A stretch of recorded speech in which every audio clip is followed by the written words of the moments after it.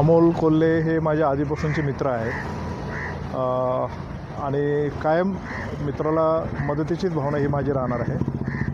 राजकीय पक्ष आमचे जरी वेगळे असले पण यंदा आम्ही एकत्रित निवडणूक लढलो आणि सगळ्या कार्यकर्त्यांची पण इच्छा होती की राष्ट्रवादीने एकत्रित निवडणूक लढवावी आणि पुढेही एकत्रित राहावं असं आमच्या कार्यकर्त्यांचं मत आहे। त्याच्याबद्दल अमोल कोल्हेचा माझा आणि आमच्या सर्व कार्यकर्त्यांचा एकत्रित डायलॉग हा नेहमी जाणीवपूर्वक मी करण्याचा प्रयत्न करतो।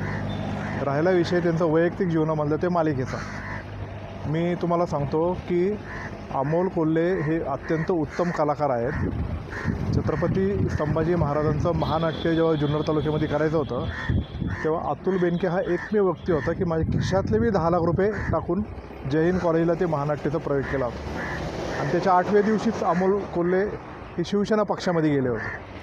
तेव्हा मला माहीत नव्हतं की ते शिवसेना पक्षामध्ये जातील आणि अशा सगळ्या गोष्टी होतील, पण ठीक आहे, आता राजकीय वाटा प्रत्येकाच्या वेगळा। तो माझा मित्र आहे।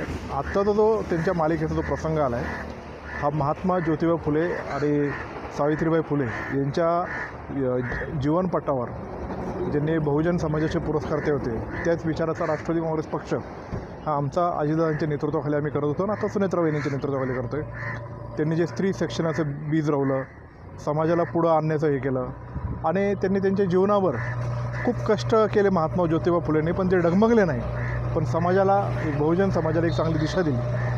तसंच आता अमोल कोल्हेवर प्रसंग येतो की काय अशी सगळीकडे चर्चा चालू आहे। माझी आणि त्यांची वैयक्तिकरित्या अजून कुठली चर्चा झालेली नाही आहे। त्यामध्ये 2 गोष्टी आहेत, एकतर जाणीवपूर्वक ही मालिका बंद पाडण्याचा काही लोक प्रयत्न करत आहेत का याची माहिती मी त्यांच्याबरोबर बोलून नक्कीच घेईन, किंवा ह्या मालिकेचं स्टार प्रवाह चॅनलवर एवढे लोक व्ह्यूअर्स असताना स्टार प्रवाह बंद करून ते इतर माध्यमातून का प्रसारित करत आहेत याची मी वैयक्तिकरित्या त्यांना माहिती घेईल।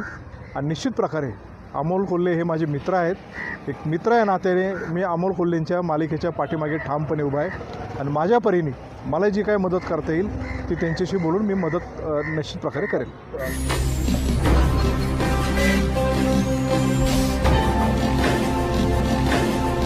ताज्या घडामोडी आणि नवनवीन माहिती मिळवण्यासाठी समाज दर्पण या YouTube चॅनलला सबस्क्राइब करा आणि बेल आयकॉनवर क्लिक करा।